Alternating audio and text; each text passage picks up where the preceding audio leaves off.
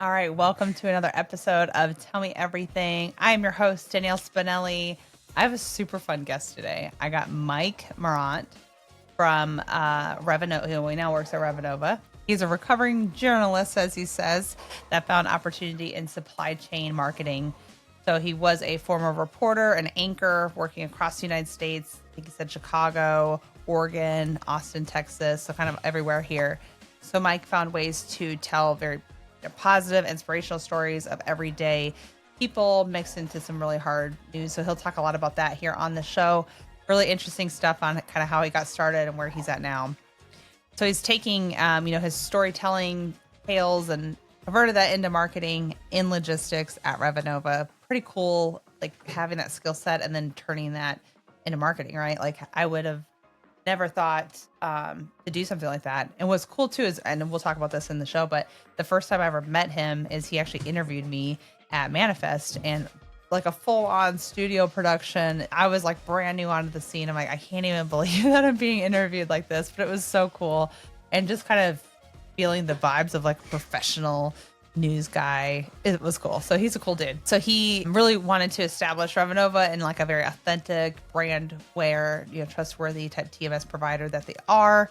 Outside of work, Mike has also taken up pickleball. He gets out and does golf too as much as possible. I feel like everybody in logistics is doing golf and pickleball. But he's very thankful for his awesome wife. He even talks about her on the show. So it must be madly in love with her. All right, let's jump in to another episode of Tell Me Everything. Here we go.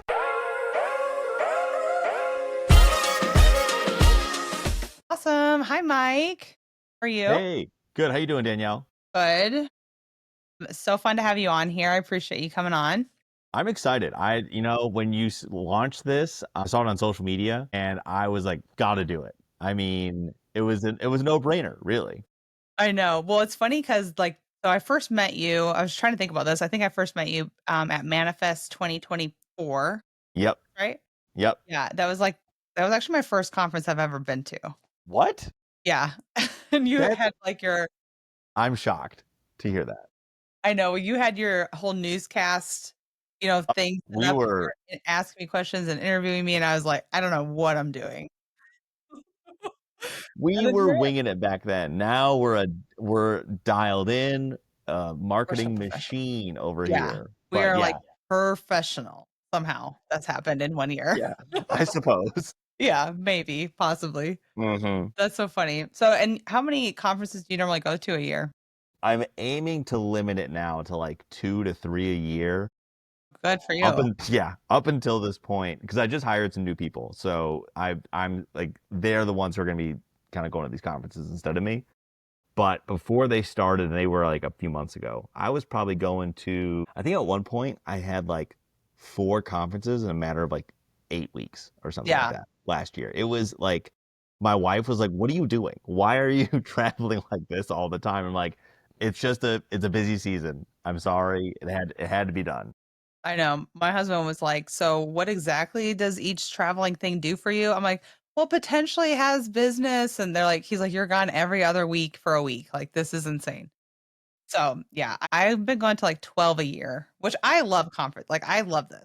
Like I don't want to slow down at all. Like I keep being like, is there any more conferences I can go to? But I think eventually I'll get burnt out and I'll be like wanting to slow down. But I don't know. You seem like a very high energy person and just thriving at conference.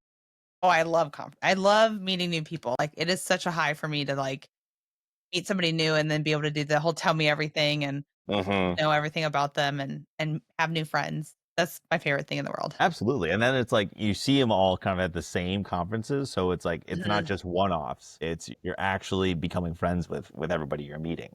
Yeah, totally. It's funny. So, do you know Jay Mazar from? He was at Transflow and now he was at Transflow. Now he's at. Shoot, I don't even know. He just announced it. I know the name. I don't think I've ever met him though. Okay, he was like my sidekick, or I probably was his sidekick because he's been doing this longer than me. But he was kind of like the guy that like I always had. He's always there, and I'm like, okay, I know one person. Let's go meet other people. You gotta kind of find that person and then roll around until you have like your own crew. Well, yeah, for sure. I just got back from a conference actually yesterday, Wow. and it was I went in, I knew like the people that I went with, like from Revenova, like I knew them, but it was nice because there were a handful of people that I was like, hey, like I know you from other places and like good to see you. But then like there were so many opportunities to like meet new folks. It was just awesome. That's the best part about conferences, meeting somebody new. And I then know. it's funny because some people, so like whenever I first got started in a conference, when was your, like, when did you kind of get in the whole racket? What year? 23, Okay. end of 2023, November maybe. Yeah. Freight Waves. Freight Waves was my first conference Freight Waves in Chattanooga. in Chattanooga. Yeah, Okay. F3. Yeah. Yeah. F3. Those, and that's a fun one too, because they have a great, always have like a great concert. It's like a great event. Like they do something cool Yeah. every time.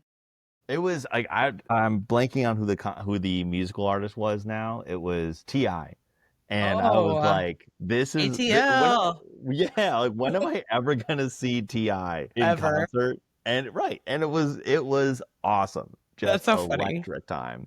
So I live in Georgia. So in Atlanta, whenever you go to like any concert, like ever, typically it's Ti, Ludacris. Those are like, and then Big Boy, and there's a couple other ones that like always end up appearing, and you're like, oh my god, it's them. But they're, No way. yeah, they're there for like one song and then they dip out. But it's pretty cool having them around, Atlanta. It was yeah, that's awesome. So I'm up in Chicago, and like if I'm going to a concert, we've had Chance the Rapper appear a couple of times. We've had years ago. This is 10 years ago. Kanye used to come out occasionally. Yeah, that's fun. But that was somewhat rare, I suppose, but still would be around. Lollapalooza, though, just like everybody and their mother shows up for it. So, Yeah, I think so. Last time, or I think the only time I've only been to Chicago once, and when I was there, it was during Lollapalooza. Yeah, and so it was raining. Everybody was like, there's mud everywhere from people walking around. mhm. But God, do I love Chicago? It is a great town. Seems like so many more people are loving Chicago now because of like The Bear or like these other TV shows that take place in Chicago, which is great. Yeah. Love that, right? At the same time, like there are so many people who, have been here and just like it's just such a fun city. Yes, it is a fun Overall, city. there's so much to do. I mean, right now it's baseball season, right? The Cubs are great, the White Sox are terrible, but it's still fun to go.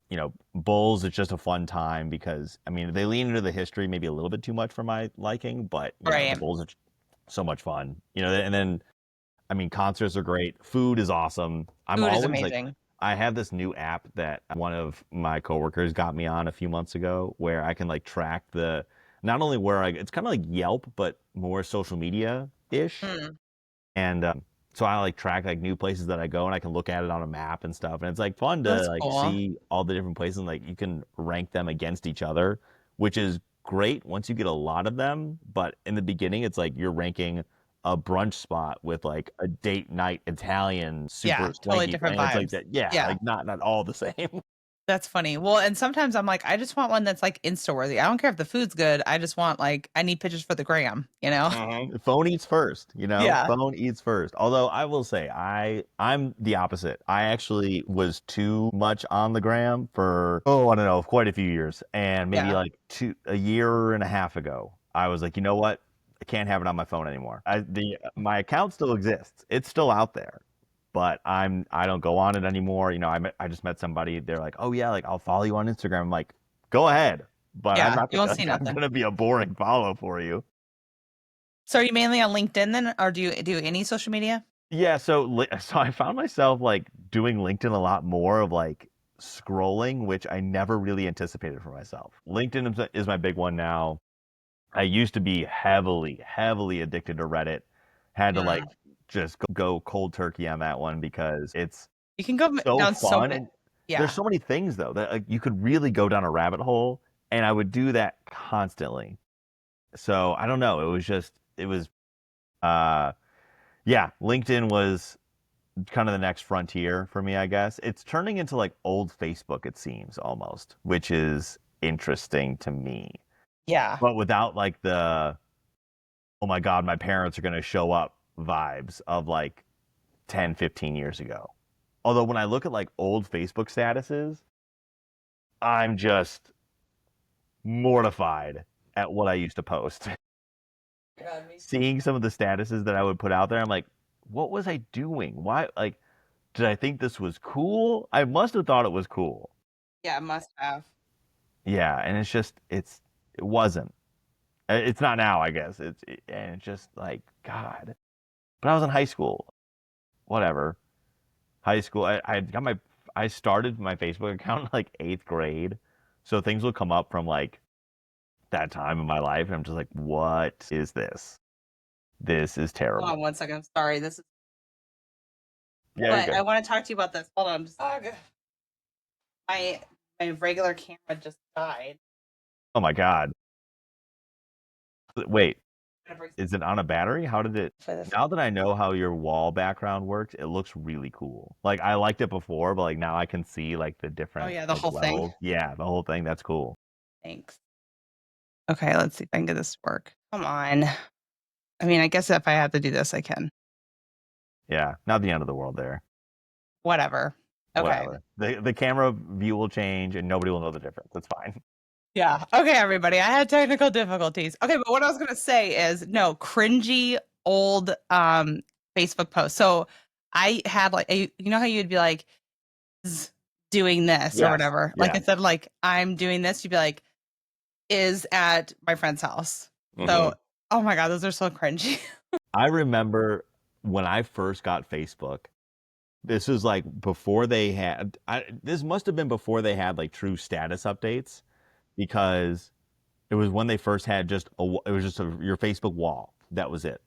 And I wrote something on my own Facebook wall, and this girl that I was in class with came up to me the next day and she's like, do you think like you're cool for writing, like being the first person to write on your own wall or something? And I was like, yeah, I mean, whatever. And then it started rolling out status updates. And Yeah. now I think back to myself and think I was ahead of my time. Yeah, I you were was, the first you started it. Like I, I bet Mark actually took what you did and was like, we should create statuses. That's exactly yes. what happened. He's watching everything, right? So Oh I'm yeah. sure he was seeing that 8th grade Mike when he was 13 years old, 14 years old. Whenever you had to use a fake college email, right? Because Yeah. that was like yeah, I had a fake college email. I was like had a guess what I think I started when I was in like ninth grade. But yeah, I had a fake college thing. I had to like make all this stuff and I got really good at probably why I'm good at the fraud girl stuff is because I was such fake. Because you were doing it for Facebook. My god, I felt like I falsified all my mom's signatures. My mom never signed something like I'm talking since I was like in elementary school. My mom signed I never did that. I yeah. was too afraid, I honestly. I faked everything. And then like I would make like fake, like documents saying this and that. Like I'm pretty decent at that. So I think that's why So I'm then how's your honest. Photoshop game? I mean, are you throwing things in Photoshop these days? I Canva? wish I was better because I think I would look amazing online, but no, I'm not very good at that. I think that if I was still in like my young 20s or in my teens, that'd be my jam. But Photoshopping everything, Chat yeah. GPT, everything else. Yeah. But I guess I'm old now. I don't know. I'm not old, but No, no. That's funny. So I guess so the tell me everything part, kind of just ask a silly question and, icebreaker, whatever. So tell me everything, I guess, about your very first job you've ever had. Ooh, very first job. Okay, so my very first like true paying job, W-2, whatever you want to call it. I worked at Jamba Juice, actually. Okay. And I can picture you back there. yeah, so I was slinging smoothies all day long. But back, like real quick, back to the Facebook part. Like I remember writing, like, because you could list your job. I Yeah. put in, this is so dumb. I put in smoothie god at Jamba Juice. It I was know somebody so. who worked at Subway and they put sandwich king. I'm like, really? So same thing. That's so funny.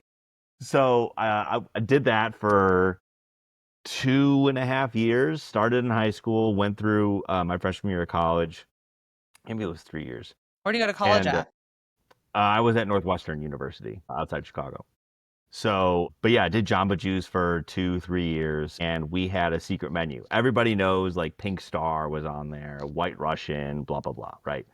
Well, at our specific location, we had a secret menu that was literally like a sheet of paper, like laminated sheet of blue paper that we would just like write like our custom recipes on. Oh And my people gosh. could say like, "Show me the secret menu." It'd be like everyone who worked at our Jamba Juice had written a couple, and they'd be like, "Oh yeah, like I want that, I want this, whatever." And I made one. It tasted like sweet tarts, the candy, and I was so proud of myself for I that one. bet. It was What did you so name it? good. I named it Sweet Tart. I mean, Oh, like okay. you kind of you wanted to like keep it like somewhat original, but at the same time like not something that's just like so out of nowhere that's like no one's gonna order it. Not like Sweet Mike or Yeah, Smoothie no, God, not no, that. we're not to tell. Smoothie God is not on the menu. But yeah, I remember like doing that, and at one point before I got the job there, I would go in. I'm gonna say 3, 4 days a week as a customer, and I would get it was on the secret menu there, the Russian roulette, and it was literally dealer's choice. Like who's ever making the smoothies, put what you want, no like no restrictions, right? Unless there were allergies or something. But for me, it was like no restrictions. And one of the managers there at the time we were doing like or Jamba was doing some special like they had their vegetable ones. They were just starting to roll out like their vegetable flavors and they had one that was like tomato and they put that in and it literally tasted like I was drinking ketchup. It Oh my was so gosh. gross. Gross. At least if with the vegetables, put some good stuff in there, make it Right. delicious. Yeah. Yeah. No, it Like a was V8 juice. Make it like a V8 juice. Even that's gross, so I don't want that yeah, as a I can't smoothie. do V8. My father-in-law drinks V8 and I'm just like this too You don't much. do I Bloody can't. Marys? I can't. I've Okay. tried multiple times at multiple periods of my life from different locations. Like just all the variables have been covered Yeah. and I just No, I can't do it. I can't get into it.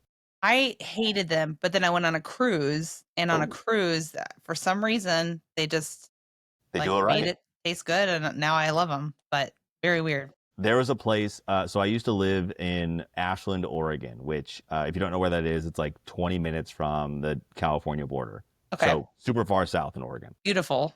Sure. Oh my God, it Yeah. was amazing. There was a restaurant there that my wife and I would go for brunch, and they did Bloody Marys, but it was like breakfast. Like Uh, full Bloody Mary, right? And then on like whatever you're putting in it, like the steak, it was like celery, quail egg, what? bacon. There was like peppercini. Like it was like your full breakfast on this steak, like wooden steak, whatever, plastic Well, thing. And that then you had sounds the Bloody Mary delicious. too. It was, I mean, again, not my thing, Yeah. but Other yeah, when people I would liked see it. it come out, I was like, this is like that's your order. Like you don't Yeah. need anything else after that. There's a place in, I think it's Phoenix or Scottsdale, something like that, where I can't remember what it's called. It's called like the brunch something, but same thing. But they actually have like a buffet bar that you put, so you make your own little steak. So you Interesting. can put like chicken wings, chicken tenders, like meatballs, what you name What? it, you can put them on this Bloody Mary. Yeah. So like your Bloody Mary is like huge, and then like you end up having like this buffet of food. I mean, it's like a $50 drink. It's like a fishbowl Bloody Mary with everything Yeah, else on it. basically. So you're basically just, I mean, that's your whole meal, but it's it's Man, it's a fun place, and they usually have a DJ, and I'll have to think of what that place is called and throw that in there, but that's it's awesome. so fun. Are you a big brunch guy, you and your wife, or? Yeah, we are. I mean, so we live in the western suburbs of Chicago, and the town that we live in, there's like one, maybe you could argue two brunch places. One, I will say, the one that's there, I've never had a better scone in my life. Like, they've got sweet scones, they've got savory scones. I mean, we had this one, it was raspberry white chocolate, and it was just like incredible. And Delicioso. yes, delicioso, very much so. And but like we would go just the two of us, right? And we not knowing beforehand, we got two scones, thinking that they were gonna be like little things, right? They're massive. They're like this. It's crazy. And like they're so dense that next time we got two, we made sure that like we had other people to share it with. Oh, Because it's really? like there's no way like that you could eat two of them and feel Yeah. good Yeah, afterwards. I always have to do, like, a scone with coffee, and, like, you need some, like, Yes. hydration with a scone, but Yes. I'm a big Absolutely. brunch, which I guess I'm a girl, so I'm a big brunch snob. I love brunch. I mean, I'm a guy. I'm a I brunch know, it's not snob. that's not Like, a girl guy thing. You're right, yeah, you're right. no, I don't know where that came from. yeah, no, there's like, oh God, there was some places so living in Oregon, there were a handful of great brunch places. And then we lived in Austin, Texas for about 3 years as well. And man, the brunch there, Yeah, next just level. top notch. So good.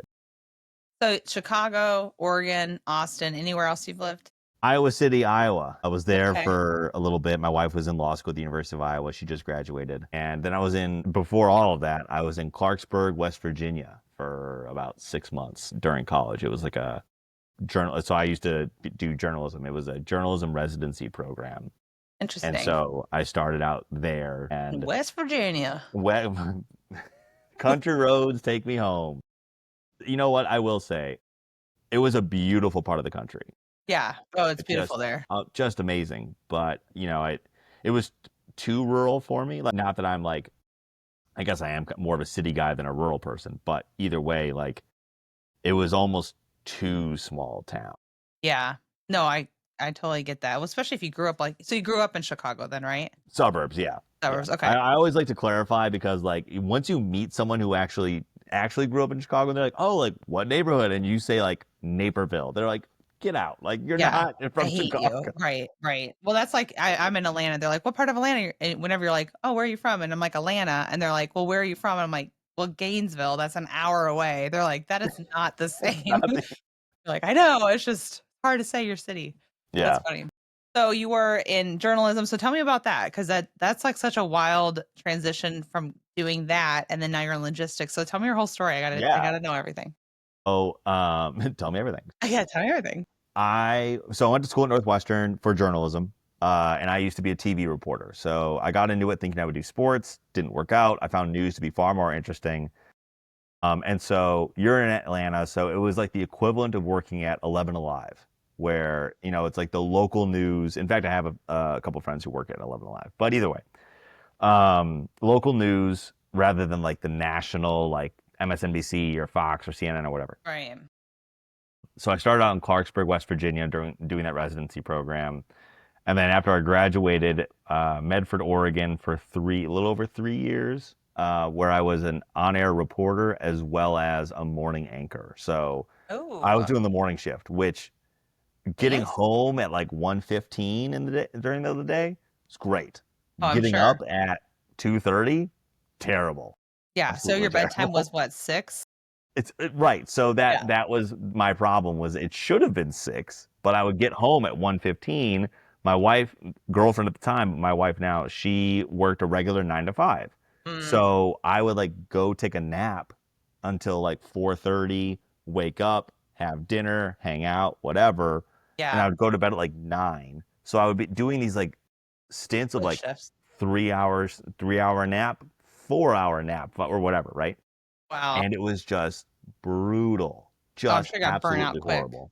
Yeah. Yeah, so did that for 3 years. I got two of my kind of like favorite stories from that. One, before I was formally on the morning shift, I was just a normal like, really our shift was like 9 to 6:30. I was on call and just, as a reporter, you're always on call at some point. Like if something overnight happens or if something like extreme happens, in kind of off hours, somebody's going to get called in like, hey, I need you to go and cover this.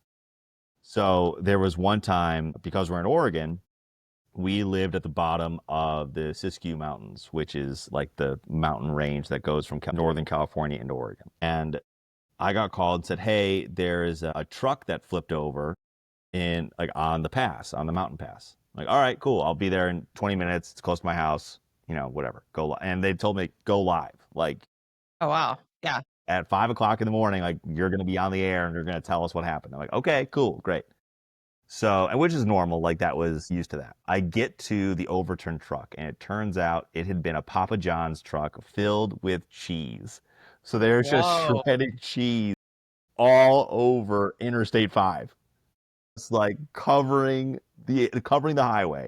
I bet it looked like snow, but Yes, it yeah. did. It really did. And I was like, what? And as I'm driving up, I'm like, oh, like this is weird. Like maybe like, ODOT had gotten some like, powder down or something to clean something out, whatever. Yeah. And then as I'm getting closer and I talk to um, Oregon State Police, they're like, no, this is all cheese from the Cheese. truck. And I'm like, what? This is bananas. And so I text the producer and I was like, hey, like, just so you know, like what to expect, like this, like the road is shut down at 5 in the morning and there's cheese everywhere. And they're like, what? Like, that's crazy. And so I, went live, did the whole thing, and I will never forget like pulling up to that and just seeing shredded cheese everywhere. Everywhere. Second That was like one your from first taste of logistics, I a guess. little bit. It kind of like now that I'm in supply chain, I would love to know what that phone call was like, Yeah. for Papa John's. Like, did they broker that load? Were they like running their own freight? Like, how did this happen? And what's the conversation on that end of it? Thinking, what was the claim like? Like, how did you file that claim? You know, just the whole process there. Like, hey, there's cheese everywhere. What's the cleanup like? 'Cause you got to handle that. Are they Right. waiting for the sun to melt it down? Like, what is the Could process? you imagine if they were waiting for like cheese to melt on the blacktop of the road? Well, especially there because it's not super warm in Oregon, like at all. Like it's No. the It, highs there in the summertime is what, like in the 70s? I'm so at actually, 95 right now. so in the summertime, it does get, well, where I was, it does get warm. It was kind of like a Okay. high desert sort of situation where it could get up to 105. Not regularly Wow. by any means, but like it was not, you know, Like during out of a the heat wave ordinary. like this. Yeah, like Yeah. it could get hot, and fire season was pretty brutal because of it, but is where I was pretty dry. Yeah. But yeah, like I can't even imagine what the follow up there is, like from the logistics side of it. Yeah. The other one, so I'll call it a beat per se, but every month I would try and go out, like the last year of the job, I would try and go out every month and find someone who is doing like positive things in their community. We called it community character because it's like someone interesting Mhm. and like they're good people, good Yeah. character. So there were a few that I did that were on the Oregon coast, and there was one guy. He was a janitor, and I'll never forget. Every kid in this elementary school loved this janitor, and he was just like he'd been there forever. Everyone kind of knew who he was. Super nice guy, and he was great to talk to. The other one that because this story had a pretty decent twist to it, where this guy would grow dahlias in his front yard and just all colors, all shapes and sizes, just very versatile plant, I learned. And he was just like, he lived like 3 blocks away from the hospital. So he would grow his dahlias, pick them, bring them to the hospital to kind of put in waiting rooms and put in like different rooms and stuff to, kind of brighten everything up, right? Mhm.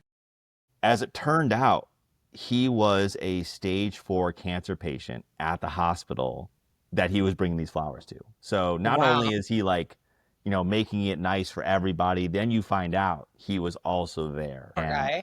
yeah, he passed away about a year after I did the story. Yeah, Just that's like devastating. it was very touching. It was just like a Yeah. very, very touching story. So yeah, because whenever you watch the news, especially national news, it's like doom and gloom, and it's not super positive. So, I tried to make it my mission to go and do that.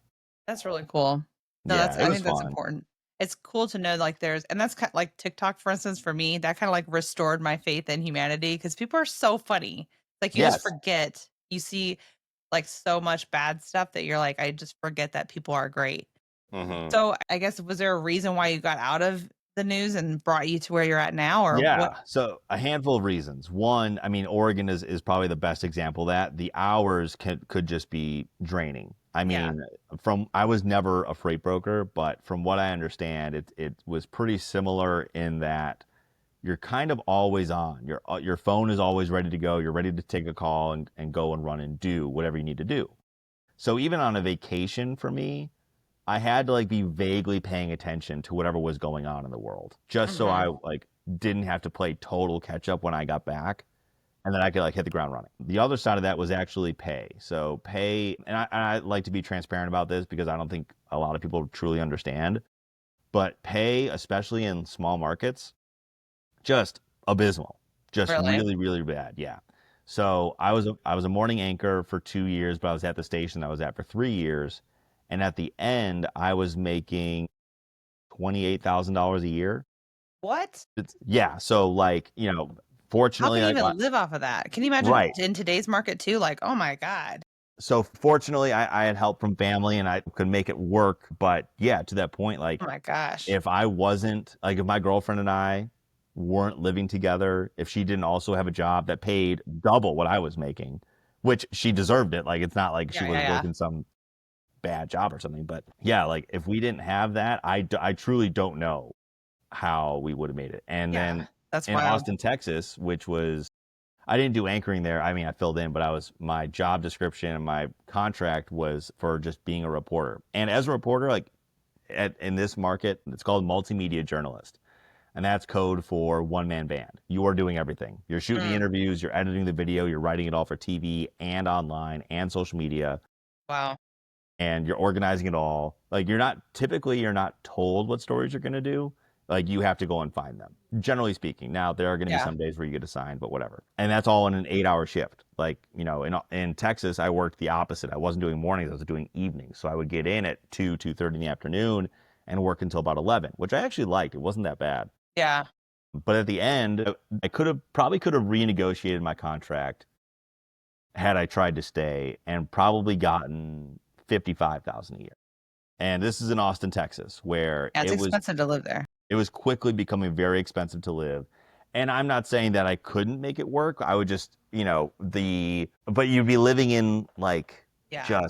you wouldn't be living well at all, and you'd be kind of like in the dingy places, and nobody wants to live there, right? So Yeah.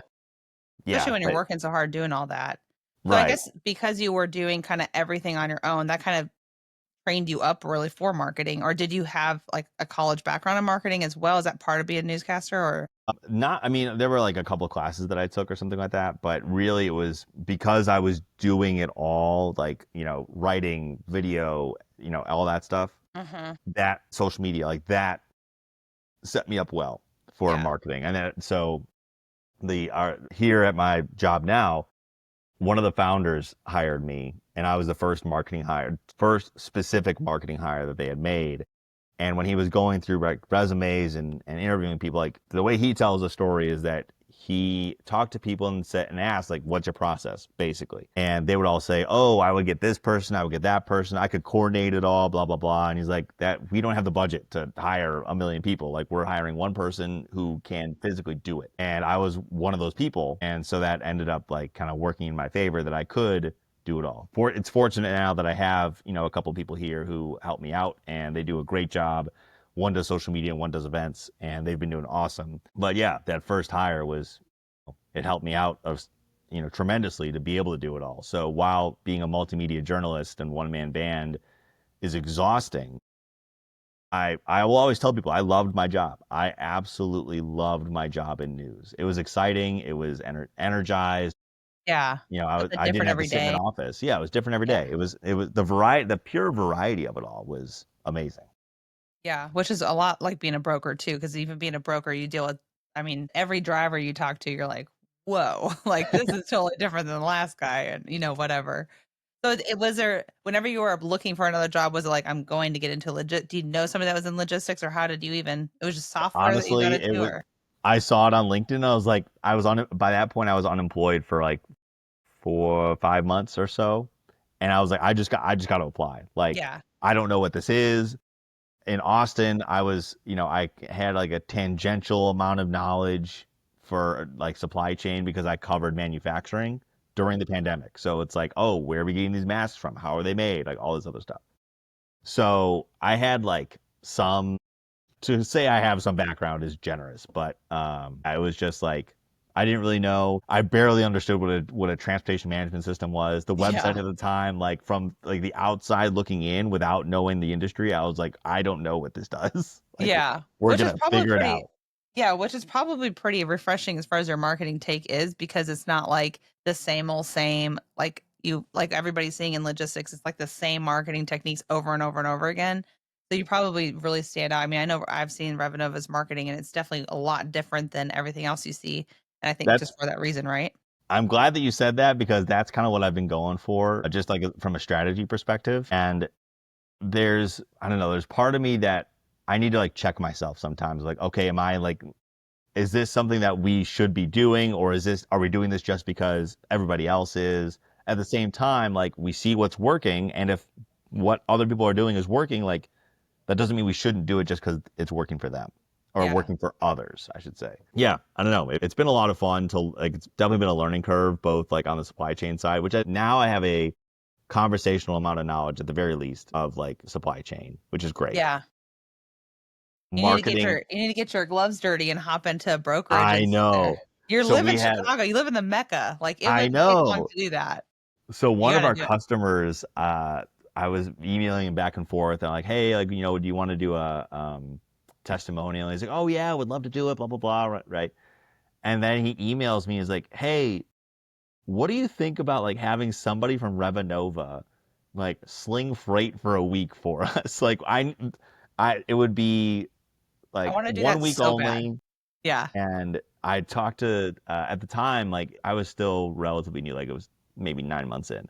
And I talked to our product team, and our product team, everybody has a supply chain background. And one of our guys, he used to be a broker, and he was like, sign me up. I Yeah. am so in to sling freight for a week. It'd be And like, awesome. using our system, like I know how to do everything. Like it's gonna be the best week ever. It didn't work out, but man, it I would have been know. very fun. So every time I do a customer visit, I'm like, can I sell one load? Can I hop on the phone and can I call out? Can I take inbound calls? Mainly I like inbound calls because those are fun. And also that's like the best way that I can like sharpen my knives for fraud too is hearing what's going on. And like, I mean, if I'm on there for like an hour, I'm typically not really running into things, but sometimes like you may get like one call, out of the 10 that you get or something that is like, oh, this guy is like for sure fraud. So I think it's important to sharpen your knives and do that.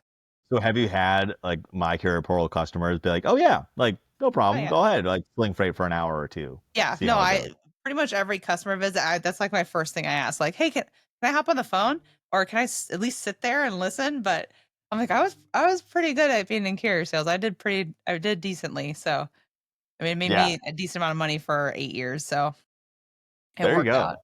I don't Yeah, I don't know that I have the, I mean, again, conversational amount of knowledge, but even so, I don't know that I could go into a brokerage today. I don't know if I would feel confident enough to say, yeah, let me sit down and take calls for an hour I or think you could. or whatever. Yeah, I think you could sit there and learn. Like honestly, just like that's how I did it. Was you just sit there and listen to somebody else do it. It's a lot of cussing people out and screaming at them, wondering where your freight is. That's like the majority of your day, but Hmm. it's so fun. I mean, it's definitely fun. But at the middle of the night, I don't miss those calls. Like middle of the night, trying to recover a load and things like that.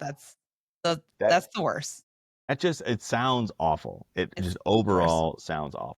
Oh my gosh, I did postal for I think it was just at a year, and that freight like if it falls off in the middle of the night, you are up at the middle of the night blowing up drivers' phones, begging like please, please go pick this up because the mail can't not deliver. Like you gotta do it. It's a nightmare. I I do not miss those days. So, all right, so walk me through a scenario here. Like, so postal just breaks down in the middle of the night, Yeah. Typically, and it's where they, hey, I'm not getting empty. Something like that happens. If it's a breakdown, but then we got to find a recovery truck to go grab it. But that usually I could wait for the next day.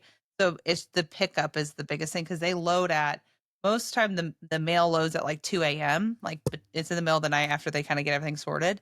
So your trucks have to be there. So if the load's not getting picked up, I mean it's like red alert, everyone's freaking out.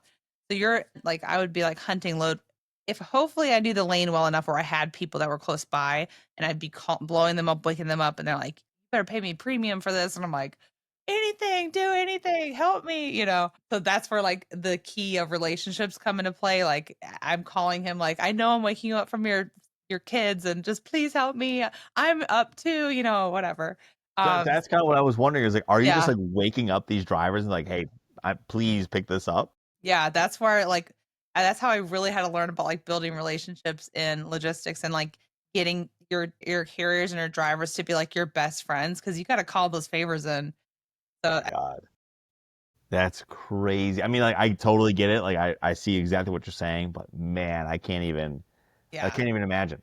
My dad actually used to be, he worked in produce for 50 years, and so he retired 2 years ago.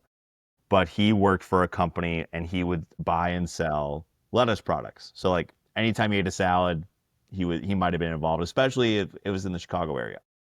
And he would tell me stories of like he has to get, I mean, now I know the terms, but like he would have to get a reefer truck from California to Chicago, sell, let's call it spinach, and he would have pallets everywhere. And now, like, it's crazy to me to now I'm seeing, like, okay, so he would sometimes usually try and run full truckload, but occasionally if he just had like, hey, I just need a pallet of Brussels sprouts or whatever, right? Like that's probably an LTL load that he's going to be trying to run or something like that. And he would be the company he worked for had a fleet of their own, has a fleet of their own. But if it was just like some random, like, hey, I just need like one little thing, like he would call somebody else and say, hey, do you have a truck for me to be able to do this? Or he would call, he would always say, I'm calling a shipper, I'm calling a shipper. Yeah. Now I don't know if that was actually he was calling shippers for that. He might have been, I don't know. Yeah. But yeah, it was like it's weird to kind of somewhat understand, have an idea of what he was doing because he would be there at, Chicago. He would be at work. He had to be there by 3 a.m. and be like, Yeah, on it. slinging produce. Right. Slinging freight. Yeah, slinging freight at 3 in the morning, 4 in the morning. Like that. And it was nice because like growing up, he'd be home by 2 o'clock, which was Yeah. great. That's so fun. Well, it's funny that it's circled back to you getting into logistics too, right? That's wild. So when I like my first 2 weeks here on the job, I texted my dad and I was like, hey, like, can we just like go over some vocabulary a little bit here? Like, can you help me Yeah. out like understanding what I'm doing? And Right. he's like, oh yeah, like no problem. And then he ended up giving me like a list of, people that he worked with and like, oh, I don't know if these people are actually still there anymore, but Yeah. But whatever. call around. Yeah, Yeah. you learned that a reefer is not just like a cheat and chong thing. It's an actual Right. piece of equipment. Although so in fact, ooh, do I have it here? No, I don't. Um, so Revenova, we got like branded baseball jerseys Yes, for a show. Yeah. I love those. Yes. And one of them has reefer on it because we did, instead of like doing our last names, we did different types of trucks. Yeah. And so one of them has reefer on the back. And that That's was so the jersey that I was wearing.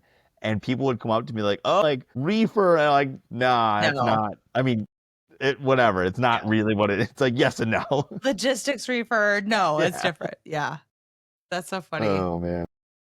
I loved those jerseys though. So that was your idea, I guess, because you're the marketing guru over there. So I would love to claim that.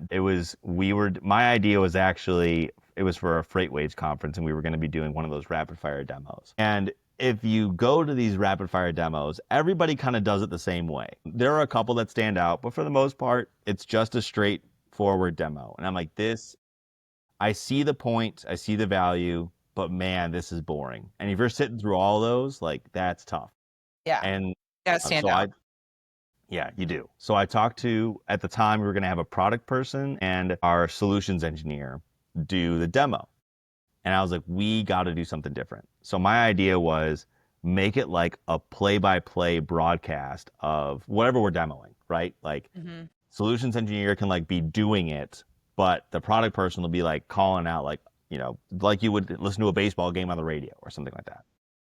And so because of that, the product guy who was saying, like, or who was going to be doing that, he's like, hey, like, what if we did jerseys or something for that? Yeah. Like, just to kind of go with the theme. And I was like, that's awesome. And so we got a handful of jerseys. We got like 8 of them or something just for that conference, which in retrospect, I wish I had gotten like just 50 jerseys and Right. just, had a bunch. And so we did it for that. And we walked out of that rapid fire demo and we were getting compliments left and right. Oh my God, it was, the demo was great. This, presentation was so fun. And then people start coming up about the jerseys like, oh, like this is really cool. And like, Yeah. for the most part of these conferences, especially freight waves and broker conferences, like you'll see people in polos, pants, the typical conference outfit, which, hey, I get it. Professional, it looks nice. You're branded for sure. But then it's like we had these on and people would be like, yo, like that's pretty sick. Like it's got Revenova, so it's still branded across the chest, but it was different. Kind of to your point earlier about trying to look at marketing with a different lens. Like that was different. Again, can't take credit. Wasn't totally my idea, but we ran with it. It was a fun one for us. Yeah, I know that's cool. And like you said, everybody looks exactly the same pretty much at conferences. I started the whole, well, I don't know if it was me, but I did the whole shoe game. Like I had my Your uh shoes are sick. yeah, my MCP shoes. So now I have Descartes shoes, so they're a little different because they use Mhm. darker blues. So I had to get those custom made and stuff. But You have to have like something that's a little bit different because everybody wears the same thing and you're like, you got to stand out somehow. Exactly. We actually had, so I've never done the shoes, although I've definitely thought about it because one, yours are always cool, and two, there's a broker who really leans into the shoe game. I can't remember who it is now. Anyway, so one of our guys here who is on the QA, like quality assurance team here, he has these shoes that he jokingly, not so jokingly, I guess, calls them Revenova shoes. Yeah. They're like these light blue, kind of like a almost like a this color blue, Mm. and but then they have like silver on it, like Oh, straight that's up cool. silver on the Yeah. heel. And I'm like, that's kind of sick. Like That's that super looks sick. really good. Like, because You need those if for the next conference. I know, I Yeah. need to be like, hey man, like how did you do? Like, what was the directions to Nike or whoever he got Right. it from? Because you Because can make them otherwise, now. because you can make them. And Yeah. because if I were to do like the standard, like everybody gets the same one, which I don't really want to do because I want people to express their individuality. But if I were to do that, it would be like that North Carolina Tar Heel blue Nikes and like Yeah. that, Those and those will look dunks. good for sure. But like The silver is sick. Yeah. yeah, the silver is sick, and I love the individuality. Like yes, it's a corporate brand, you're a team, but like I like when people put like a little different spin on it, or like still let's not get crazy, but Right. still within some sort of guidelines. Man, it's because people get so creative on their own like, when they have that freedom to be, and I love that. I I do love too. that so much. Well, especially because you're so creative too. I'm like that as well. Like anything I can do to show that I'm creative, I love it. So I used to paint. I used to have like a Etsy shop and I painted and I Cool. sold all the stuff. So what I want to do is get like a plain white one and totally paint it. Now that I have like the Tell Me Everything and Fraud Girl have two different shoes different. Wouldn't that be sick? That would be so I cool. know. I know. And I can get that done before really, I guess I have till September because I think the next big swing of conferences is September. So I'm hoping to get it done by then. So check me out and I hit me up if Yeah. you see them. Hopefully I get them done. I'll post them, I'm sure, because I'll be Oh my God, those will be so cool. That would be so cool if you went one and one. That I would be know. I'm hoping to have totally different painted themes, but it's hard. The paint that you have to use is totally like not like you have to have special paint for that. I There gotta was a look into how to all that. circling back to Jamba Juice. There was a woman that I worked with at Jamba Juice who she's not there anymore. She does marketing at like a PR firm in Michigan, and she would like draw and paint on her shoes. And she's like a huge Disney fan, and Yeah. so she was doing detailed like Snow White shoes, What? or it was crazy. Like I wish Yeah. I could find it again because this was a few years ago. But I remember seeing that. I'm like, that's That's like cool. the amount of detail is insane. Yeah. There's another woman that I met at a news conference actually. She works in Houston now, and she makes her own Halloween costume from scratch Wow. every year. Like, and usually she'll have like multiple Halloween costumes. And Yeah. like the skill to be able to do that, unmatched. And Totally. just That's a talk lot. about creativity, like Yeah. just unbelievable. And she'll do like body paint and stuff with it too. I'm like, that's like it's so much artistry Yeah. in Oh, that. yeah. So obviously Halloween's her favorite thing. What were you for Halloween last year? I'm not a big Halloween guy. I'll be honest with you. Like, I'm not gonna say I don't like it. I do like it, but I'm never creative enough about a costume to like really kind of do it up. Okay. A few years ago, this is 2021, I think. So my wife and I are both from Chicago area, and we both love Christmas Vacation. Oh, yes. And yeah, so we did The Neighbors. So Julia Louis-Dreyfus and her husband in it. Mhm. That's a good It's one. it's a good one. And so like they have these at one point they're wearing these silver tracksuits. Yes.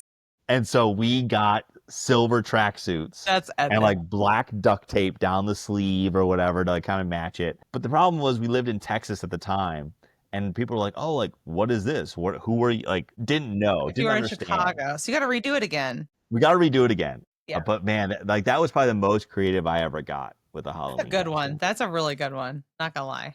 How about you? This past year I was okay, this is kind of a long story. So I was the Hamburglar from McDonald's. This is why. Okay, so back in middle school, I thought this girl was so cool. Like I wanted to be her friend so bad, Hmm. and she stole her lunch every day. I don't know why, but she did. Like Okay. maybe she has problems at home. I have no idea. Basically, how she would do it is she would take a hoodie. I lived in Minnesota at the time, and she'd take a hoodie and put it in her hoodie pocket and then walk out. And so one day she's like, "Oh my God, I forgot my hoodie. Can I wear yours?" And I'm like, "Well, I can't take off my hoodie. It was brand new and it had like all the little spots." I'm like, "I can't take my hoodie off, but I'll steal it for you." I had the money to pay for it, so I don't understand why I didn't do that, like, retrospect. However, I stole it and I can't, like, lie or steal at all, so I totally got caught immediately. And so then fast forward where I'm in the principal's office, my dad comes and the principal's like telling the story, like, "Yeah, your daughter stole a hamburger, blah, blah, blah." And my dad is dead face and he's like, "You're telling me my daughter is the Hamburglar?" And freaking dies laughing. And so ever since then, I've been nicknamed the Hamburglar. So then I had to do it last year for Halloween. So that was Oh my, my God. That's incredible. I love you that. know, Like, one, it's great that you were the Hamburglar, just period. But like to have that backstory I makes know. it It's so so funny. much better. It's so funny. I was trying to tell everybody about that too, that during Halloween. So it was funny. Well, I know we're coming up on the hour. I really appreciate you taking time and spending and hanging out with me and doing the Tell Me Everything. It was so much fun. I know it was fun. I'm excited to see you. When's your next conference? Where are you going to be at? What's going on? For me personally, I will be at, where am I going next? I don't know where I'm going next. All right, Because it's gonna be a mystery. I'm trying to get my people more, like my employees a bit more involved and sending Yeah. them to stuff. We're So right when's now. Revenova next? What's the next So Revenova we're thing? in a slew of, like, we're part of the state trucking associations. And so a lot of them have their annual conferences right now. I think next up is Florida Trucking Association. Tennessee is going to be in September. We just came back from SMC3 Connections. We're going to be as a company, we'll be at IANA Intermodal Expo Okay, in yes, yes, yes. September. That'll be in California. That'll be our next one as a company. For me personally, I think I'll be at the Illinois Trucking Association one because I'm based Yeah, you're here. there. But Yeah. yeah. Cool. Awesome. Well, where can people find you? Where should people follow? All that Yeah, stuff. all the good stuff. Yeah. So obviously Revenova.com, easiest way to look us up. I would also highly encourage people to go to our LinkedIn page, again, Revenova on LinkedIn.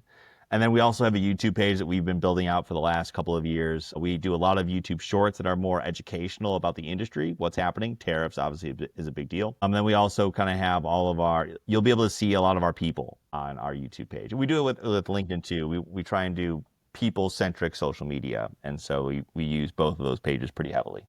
Yeah. Well, definitely. I know all your educational stuff is your news stuff coming back into play here in logistics. So I love that. It is. It's been pretty fun. Awesome. Well, thanks for joining me and have an awesome day. Bye, Thank you everybody. for having me, Danielle. It was great seeing you. Good seeing you.